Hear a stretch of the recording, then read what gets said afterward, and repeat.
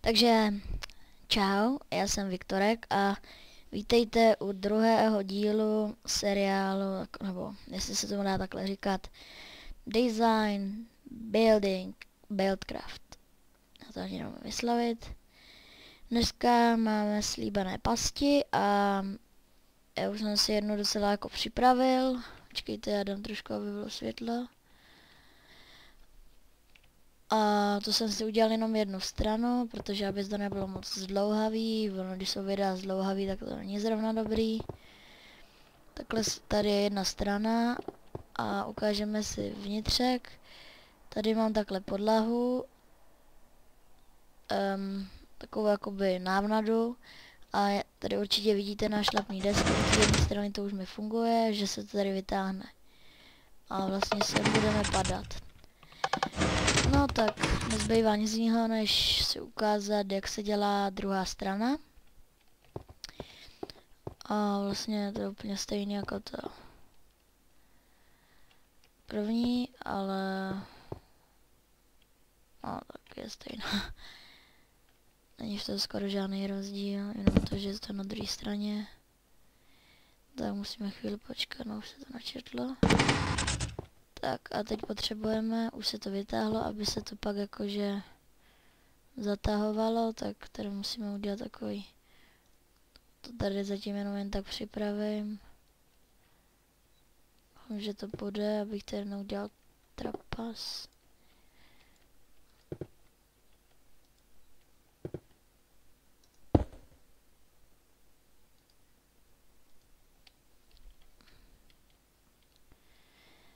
A aby to došáhlo, tak se musíme dát nějaký ten repeater. Takže třeba sem dáme.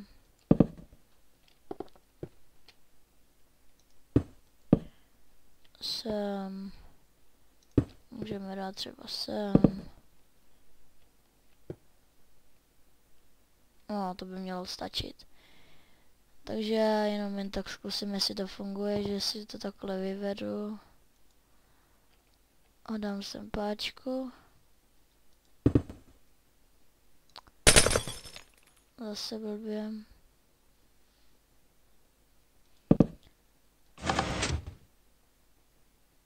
No, funguje, takže by to mělo fungovat i s tou nášlapnou deskou. Takže to jdeme zkusit. No, samozřejmě tady zakrejte určitě, protože by každému došlo, že to bude nějaká past. A vidíme, že se to vlastně vysunulo. Já to skočím. Jo, a to má.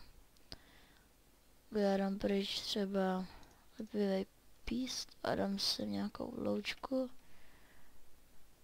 A my jsme taky něco viděli.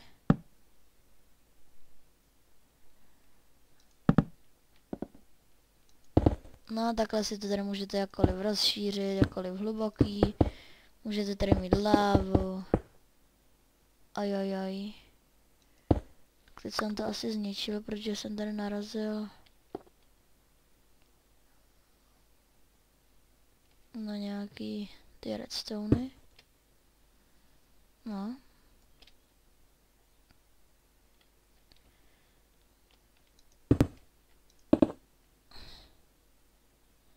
Jsou samozřejmě důležitý, to asi vám dojde. Tak to teda musíme spojit. Ještě vlastně.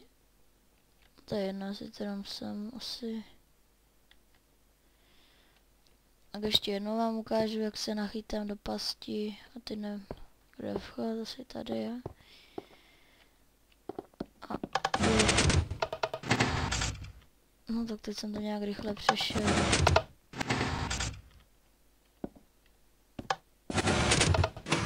No vidíte, já jsem zase tam, kde jsem byl. Tak já se s vámi ještě neloučím. Protože vám jdu ještě ukázat jednu past. A tak si jdeme teda ukázat. Takže, jak už jsem říkal, tak si ukážeme past číslo 2 dnešního dílu druhého dílu seriálu Design Buildcraft. No a na tuto pás potřebujete nějakou návnadu, písek, lávu, red torch, pískovec třeba, nějaký piston, repeater a ještě samozřejmě redstone, už jsem říkal, no ne. Takže první, co bude, teď se v tom trošku zamotal, je, že si vykopáte 2 jámy hlubokou a díru 8x6, myslím, že to je. A takhle začnete dávat pístony 2 od tohodle od stěny směrem takhle. Velikánská, ale fakticky velikánská nevýhoda této pastí je, že pokaždý, když ji někdo použije, tak ji musíte jakoby ne úplně opravit, ale částečně ji budete muset obnovit, ten návnadu tam budete muset, no tak uvidíte sami. Další krok je, že za každý, sakra, ono tady je málo míst, dáte takhle repeater,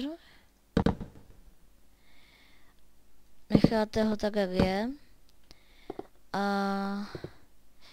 no to už jsem to mohl spojit tím redstonem. A jak už jste teď slyšeli před tak setinou, ježiš, špatně, takhle hodnej. A teď to, jak už jsem, a já jsem blbý už úplně z toho všeho, to spojíte. A já bych řekl, že byste to asi měli vyvést, proto tady má tenhle schůdek. No tak, ale musí tady být nějaký místo. No já to radši dám ještě. No i když to asi nebude jo, bude třeba radši. Stačí takhle. Takhle to navedete. No je to trošku piplačka, ale asi jednodušší pas byste někde nenašli. Aby pak vůbec se mu něco stalo, tak budete muset, nebo nebudete muset, ale měli byste samozřejmě tady vykopat nějakou velkou jámu.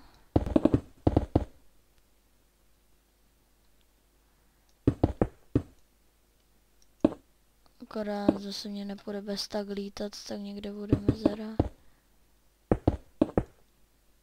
A to nevadí.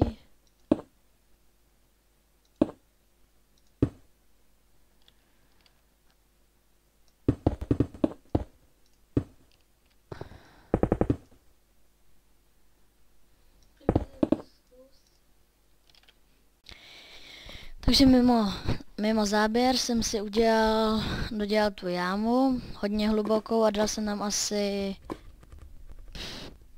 4 vrstvy lávy, aby jako to neměl ten dotyčný jednoduchý. A no, teď nevím, co dál. Jo. Teď bychom asi měli to tady nějak trošku zastavit. Jako postavit, ne zastavit.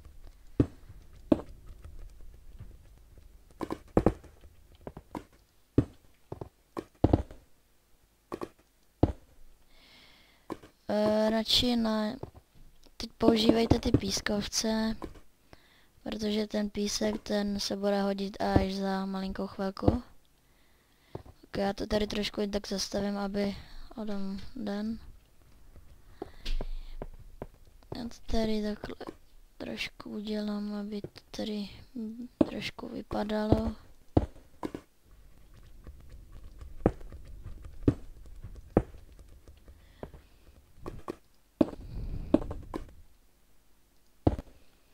Doufám, že to pochopíte, to jak to tady dělám, ale ono to ani až tak není těžký.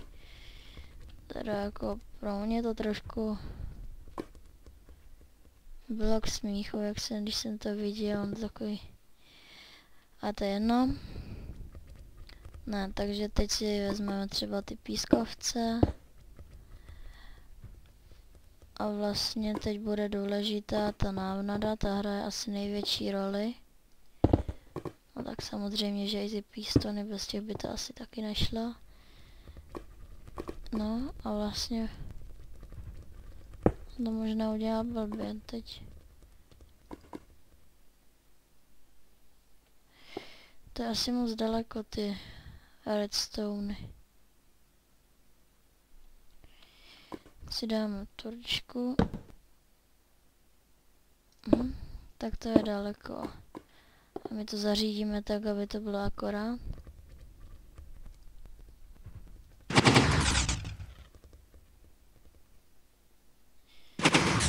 No a už vidíme, jak se nám to pěkně otevřelo.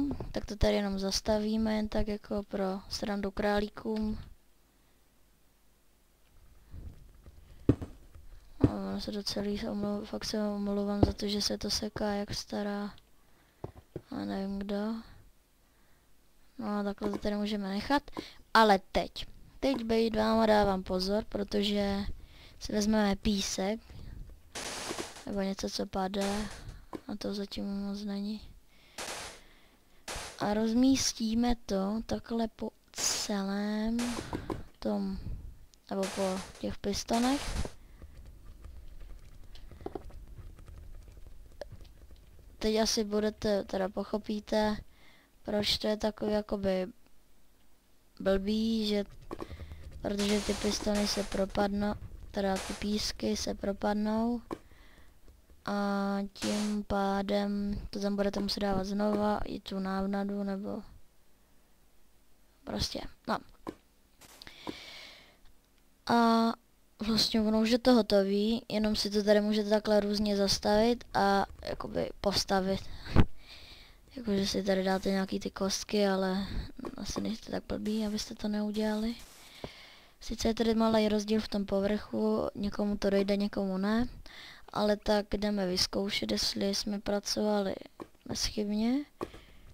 Takže jakoby dejme tomu, že tady se procházíme a najednou vidíme diamant. Tak si řekneme, diamant, tak ho rozbijeme a díky tomu, že to, no. Jsem v lávě. No tak to by pro tento den stačilo. A doufám, že se vám to líbilo a zase u třetího dílu, což nás čekají tajné vchody. Takže čau, loučí se Viktorek, ahoj.